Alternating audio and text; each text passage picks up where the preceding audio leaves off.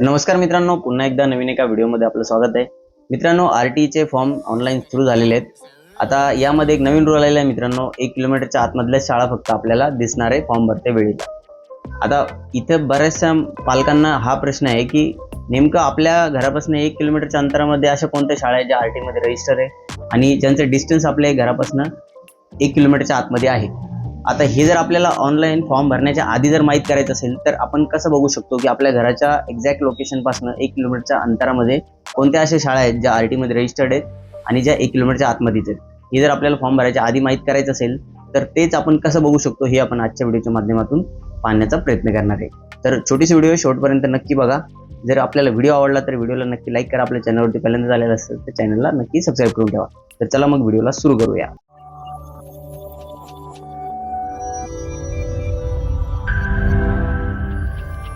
तर बघा, यासाठी आपण गुगलवरती सर्च करतोय आरटी ॲडमिशन 2026-27 महाराष्ट्र. तुम्ही आरटी करून पण करू शकता. आपल्याला बेसिकली काय आहे, या वेबसाईटवरती यायचे student.maharashtra.gov.in या वेबसाईटवरती आल्यानंतर आता इथे बघा, इथून आपण ऑनलाईन ॲप्लिकेशन करू शकतो. याबाबतचा व्हिडिओ आपला जवळपास रेडीच आहे मित्रांनो. 1 ते 2 दिवसात आपल्या चॅनलवरती येणारच आहे. कसा ऑनलाईन फॉर्म तुम्हाला भरायचा आहे. तर ऑनलाईन फॉर्म भरण्याची तारीख आहे बघा 10/3/2026, म्हणजे जवळपास अजून 20 दिवस आपल्याकडे आहेत फॉर्म भरण्यासाठी. आता जर आपल्याला शाळा माहीत करायची की आपल्या घराच्या लोकेशनपासून अशा कोणत्या शाळा आहेत ज्या आरटीमध्ये रजिस्टर्ड आहेत आणि 1 किलोमीटरच्या आतमध्ये त्यांचा डिस्टन्स बसतो, आपण हे बघू गुगल मॅपच्या साहाय्याने.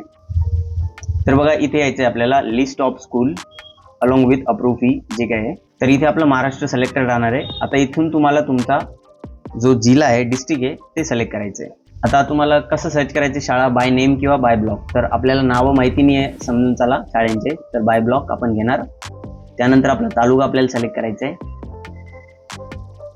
तालुका सिलेक्ट केल्यानंतर सगळ्या शाळा बघायच्या की आरटी रिलेटेड बघायच्या. तर आपल्याला आरटीच्या बघायच्या आहेत आणि अकॅडमिक इयर आपल्याला 26-27 बघायचं आहे. ते ऑलरेडी सिलेक्टेड राहणार आहे, फक्त आपण चेक करून घ्यायचं सिलेक्टेड आहे की नाही बरोबर. आता आपल्याला सर्च करायचं आहे. आता इथे बघा, इथे तुमच्या तालुक्याप्रमाणे ज्या काही शाळा असतील ते इथं शो होतील आरटीए मध्ये रजिस्टर्ड असणाऱ्या. आता आपल्याला हे बघायचं आहे की ह्या ज्या शाळा आहेत ह्या आपल्या घरापासून किती यांचा डिस्टन्स आहे.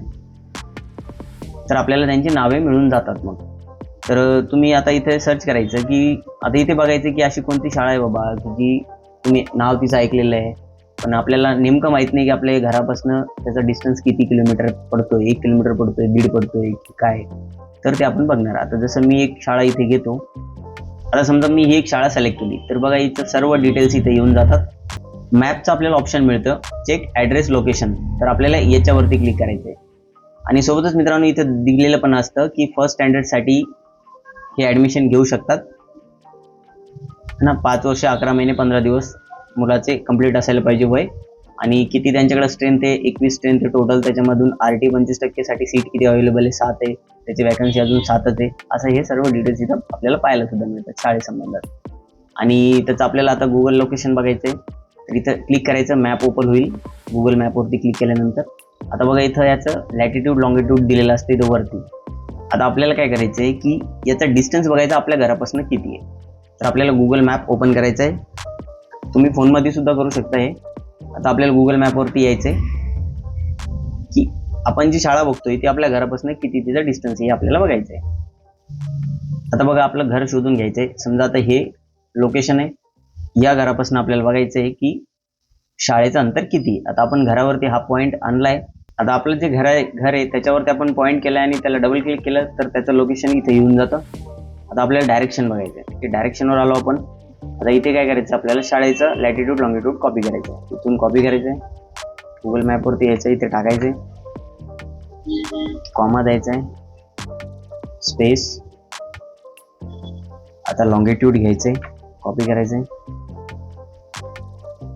इथं समोर टाकायचं आणि सर्च करायचं. बघा, असं सर्च केलं की आता आपल्याला इथं डिस्टन्स दाखवतोय.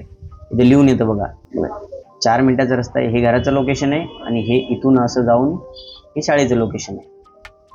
किती अंतर पडतं त्याचं, 1 किलोमीटर आणि वरती 100 मीटर, म्हणजे 1 किलोमीटरपेक्षा जास्त त्याचं लोकेशन आहे.